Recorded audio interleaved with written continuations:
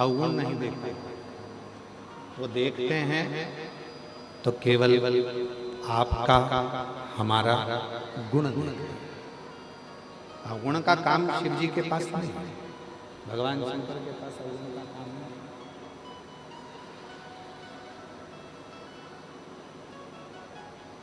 दुनिया क्या करती है, आपके जितने रिश्तेदार होंगे, जितने कुटुंबी होंगे, जितने रिश्तेदार होंगे, जितने नातेदार होंगे, वो सब आपके अवगुणों को देखेंगे।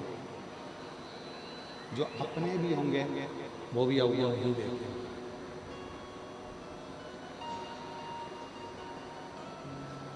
जितने हमारे अपने भी होंगे तो वो अवगुण ही देखेंगे, रिश्तेदार होंगे तो वो भी अवगुण देखेंगे, कुटुंबी वाले होंगे तो वो भी अवगुण देखेंगे।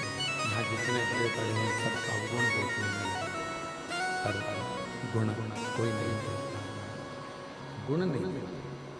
और शिव महापुराण की कथा कहती है, भगवान शंकर का चरित्र करता है कि अवगुण से ज्यादा गुण को देखिए, अवगुण से ज्यादा गुण।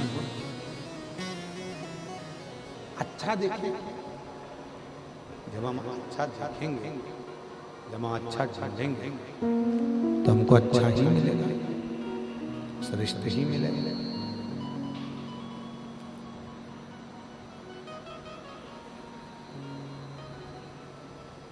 एक बार भगवान देवाधिदेव महादेव, बड़ा सुंदर चरित्र स्मरण करिएगा जरा सुनिए। एक बार भगवान शिव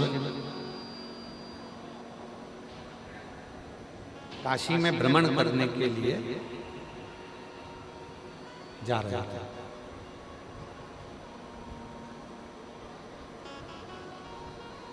और भ्रमण करते करते भ्रमण पर घूमते कुछ देर के बाद भगवान काशी से सीधे कैलाश पर, और कैलाश पर जाकर भगवान देवाधिदेव महादेव विराजमान। भगवान शंकर जब कैलाश पर जाकर विराजमान हुए तो उन्होंने नंदी को बुलाया और नंदी से कहा कि नंदी, तुम एक काम करो, तुम काशी जाओ। तो क्या प्रभु, अभी तो मैं काशी घूमकर आया हूं आपके साथ में। अभी देवाधिदेव महादेव आप मेरे साथ में काशी गए थे, माँ जगत जननी जगदम्बा भी बैठी थी मेरे ऊपर, और मैं काशी का भ्रमण कर आया हूं। अभी तो हम काशी घूमकर आए, अब फिर आप हमें काशी बुला भेज रहे, क्यों, किस लिए? तुम अब की बार काशी जाओ तो काशी में जाना, और जितने शिव भक्त हैं ना, हम देख कर आए हैं, पूरे संसार के लोगों को भी हमने देख लिया, काशी के लोगों को भी हमने देख लिया, अवंतिकापुरी के लोगों को भी हमने देख लिया, हमने श्री सेलम के लोगों को भी देख लिया। संपूर्ण ब्रह्मांड में हमने जाकर देखा है कि वहां मनुष्य रह रहा है, पर उसकी मुक्ति का केंद्र बिंदु नहीं बनता। उसकी मुक्ति का केंद्र बिंदु कैसे बने? जाओ संपूर्ण क्षेत्रवासियों को, चाहे काशी हो, अवंतिकापुरी हो, चाहे छत्तीसगढ़ हो, मध्य प्रदेश हो, पंजाब हो, हरियाणा हो, चाहे तुम्हारे भिलाई वाले हो, चाहे पूरी दुनिया वाले हो, सबको जाकर एक सूचना दो, सबको जाकर सूचना दो। तो कहा प्रभु जी क्या सूचना देना? भगवान शंकर बोले, संसार के लोगों से कह दो 2 बार नहाओ और 1 बार खाओ और भजन गाओ। ठीक है प्रभु जी, इतना ही कहना है ना? हाँ कहा। सुबेरे भी स्नान करो, संध्या करो, शाम को भी स्नान करो, संध्या करो। भोजन जम के बोलो एक। क्यों? ज्यादा करोगे भजन में मन नहीं लगेगा, विचलित रहोगे। ठीक है प्रभु। 2 बार नहाओ, जम के बोलो, एक बार खाओ। नंदी गए और नंदी ने जाकर संपूर्ण संसार वासियों से कह दिया, भिलाई भी आए, यहां भी आके के कर रहे, पर चले थे तब याद था कि 2 बार नहाओ, 1 बार खाओ, जैसे ही भिलाई आए छत्तीसगढ़ आए, नीचे आए, सारे प्रदेशों का दर्शन करा, भूल गए और आते से उन्होंने कह दिया कि एक काम करो, 2 बार खाओ, 1 बार 2 बार खाओ, 1 बार। अब जितने दुनिया के लोग हैं पहले क्या करते थे महाराज, 1 बार खाते थे, 2 बार नहाते थे, सुबह नहाकर संध्या करते, शाम को स्नान कर संध्या करते और 1 बार का भोजन करते और अपनी जिंदगी को मस्त जीते। पर आज का व्यक्ति कैसा हो गया, उन्होंने नंदी की बात को सुन लिया, इसलिए आज का व्यक्ति 1 बार नहाता है सुबेरे और 2 बार खाता है सुबह भी और रात को सोते सोते भी खा के फिर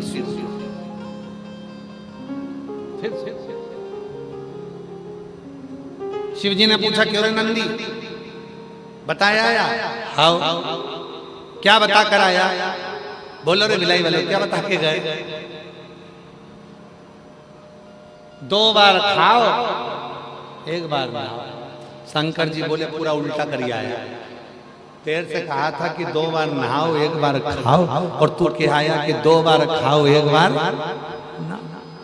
तूने तो पूरा ही उल्टा कर दिया। नंदी बोले प्रभु गलती हो गई।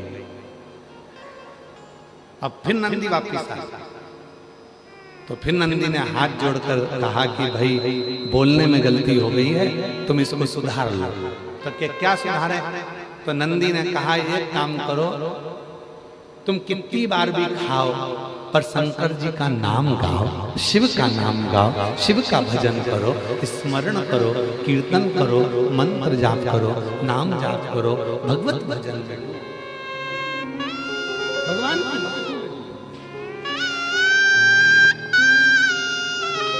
तब से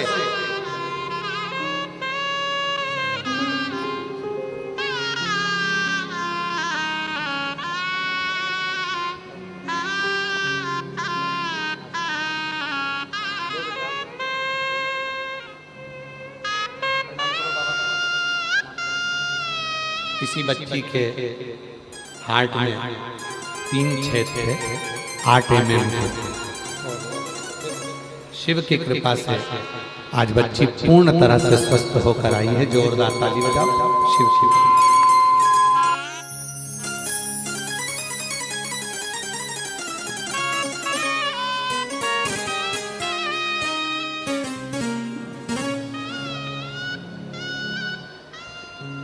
जो जैसी भावना लाया वो वैसा ही फल पाया, नहीं खाली उसे लौटाया, वो मन ही मन हर्षाया। और कर दिया माला माल काशी वाले ने, लुटा दिया भंडार काशी वाले। भगवान कहकर भेजे थे, शिव जी ने कहकर भेजा था जाकर बोलो नंदी कि 2 बार नहाओ 1 बार खाओ। पर नंदी आए, भूल गए और उन्होंने कहना चालू कर दिया कि 2 बार खाओ 1 बार नहाओ। नंदी को फिर भेजा। अब की बार नंदी ने हाथ जोड़कर कहा सबसे निवेदन है तुम जितनी बार खाओ पर इतना जरूर याद रखना कि हर भोजन के बाद भजन और भोजन के पहले भजन जरूर स्मरण।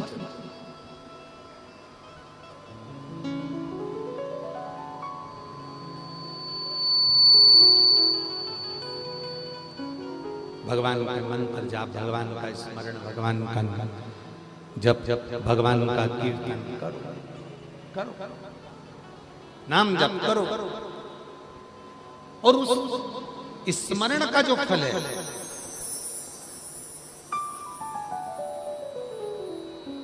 उस स्मरण का जो फल है वो हमारे जीवन का सुख। आज कितना विचित्र जमाना हो गया, कितना विचित्र, अंदाजा लगाकर देखिएगा जरा। हमने पहले भी एक बार कथा में कहा था, आज फिर कहते हैं, दुनिया के सारे बच्चों को पढ़ने के लिए कोचिंग भेजा जाता है, दुनिया के सारे बच्चों को लैपटॉप सीखने के लिए लैपटॉप सीखने के लिए भेजा जाता है, दुनिया के सारे बच्चों के लिए कंप्यूटर सीखने के लिए भेजा जाता है, दुनिया के सारे बच्चों को कोई ना कोई को सिलाई भी सिखाया जाता है, किसी को कढ़ाई भी सिखाया जाता है, किसी को बुनाई भी सिखाया जाता है। दुनिया के सारे बच्चों को सब कुछ सिखाया जाता है, पर आज की दुनिया के बच्चों को मोबाइल नहीं सिखाया जाता, तो भी वो मोबाइल चलाना उसको अच्छे से आता है। उसको सिखाया नहीं है, उसको किसी ने बताया नहीं, फिर भी वो अच्छे से मोबाइल चलाना जानता है, अच्छे से वो मोबाइल चला लेता है, उसको मालूम है अच्छे से वो मोबाइल चलाना जानता है। अब उसको मम्मी पापा कहें, उसके मम्मी पापा कहें कि तू ये मत कर, नहीं सीख, वो सीख। मोबाइल चलाना कहाँ से सीखा वो? छोटा सा बच्चा, तुम्हारे घर में भी है छोटा सा, कुछ मत लगाओ उसको मोबाइल पे, एक मोटा हाथी चलता जाए, बस वो लगा दो, उतने में तो वो दूध भी पी ले, रोटी भी खा ले, सब कुछ कर। आवाज तुम्हारी बिल्कुल आज साउंड रत्ती भर भी ठीक नहीं चाहिए।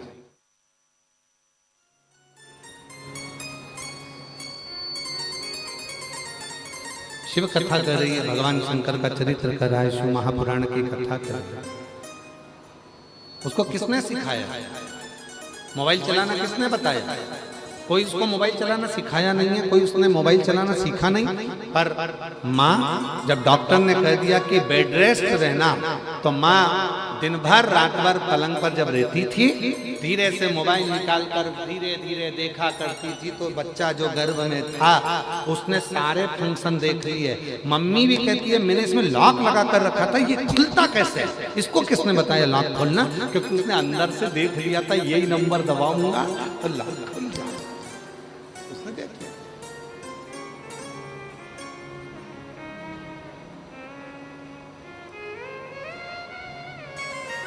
उसको सिखाया नहीं है किसी ने, उसको बताया नहीं है किसी ने, बस उसने सीख ली, उसको आ गया। बस यही शिव पुराण की कथा कहती है, गर्भ के समय पर तुमने मोबाइल चलाया तो बच्चे को मोबाइल चलाना आ गया। अगर उसी गर्भ के समय पर तुम गीता जी पढ़ते, उसी गर्भ के समय पर तुम रामायण पढ़ते, उसी गर्भ के समय पर शिव महापुराण की कथा श्रवण करते, उसी गर्भ के समय पर तुम भगवान का भजन करते, तो ये निश्चित है हमारा बच्चा किसी भी स्कूल में पढ़ लेता, पर अपने सनातन धर्म को छोड़कर दूसरे धर्म में नहीं जाता। बोल बम का नारा है सारी समस्या का हल, श्री शिवाय। हमारा वो बच्चा गलत मार्ग पर नहीं है। अगर अच्छे कर्म हैं, सत्कर्म है, श्रेष्ठ कर्म है, तो वो मार्ग भी निश्चित, वो मार्ग भी निश्चित। हमें सिखाना, कई लोग कहते हैं गुरुजी, हम हमारे बच्चों से कहते हैं कि मंदिर जाया करो, मंदिर में जाकर लोटा भर के जल चढ़ाया करो। बच्चे नहीं जाते हैं, बच्चे नहीं पहुंचते हैं, बच्चे जाते ही नहीं हैं, पहुंचते ही नहीं हैं। हम क्या करें? उसमें गलती अपनी है। जब बच्चा गर्भ में था तब हमारा ध्यान बच्चों पर नहीं गया। हमने तो सोचा डॉक्टर ने कहा है बेड रेस्ट का, तुम बेड रेस्ट करा।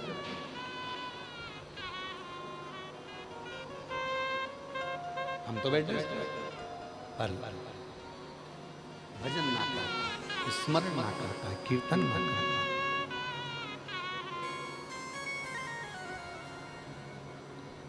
भिलाई में भजन संध्या होती है? बोलो तो जम के जरा, आवाज नहीं आई, बोलो जरा। भिलाई में भजन संध्या होती है? हमारे यहाँ भी होती है, दिल्ली में भी होती है, हरियाणा में भी होती है, पंजाब में भी होती है, छत्तीसगढ़ में भी होती है, राजस्थान में भी होती है, महाराष्ट्र में भी होती है, सब जगह पर भजन संध्या होती है।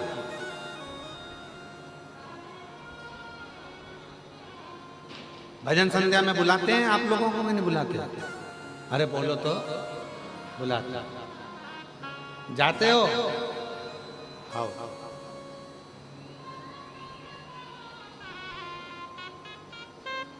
पर अभी की जो स्थिति चल रही है, भजनों में, भजन संध्या में, भगवान की अविरल भक्ति में, ये जितनी भी भजन संध्या होती है, जितने भजन होते हैं, ये जितने कीर्तन होते हैं, जितनी कथाएं होती हैं, जितने मंत्र जाप होते हैं, जितने यज्ञ होते हैं, जितने अनुष्ठान होते हैं, ये क्यों, किस लिए होते हैं? किस लिए?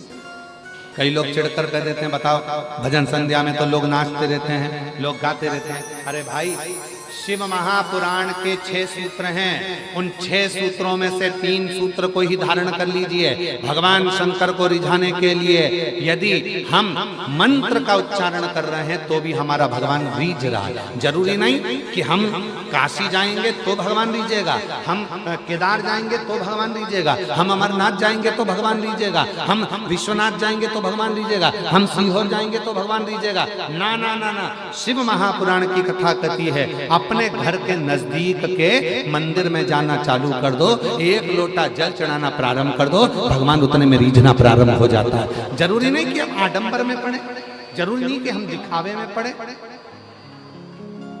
अपने घर के पास के मंदिर में जाना चालू कर दो, भगवान रीझ जाएगा।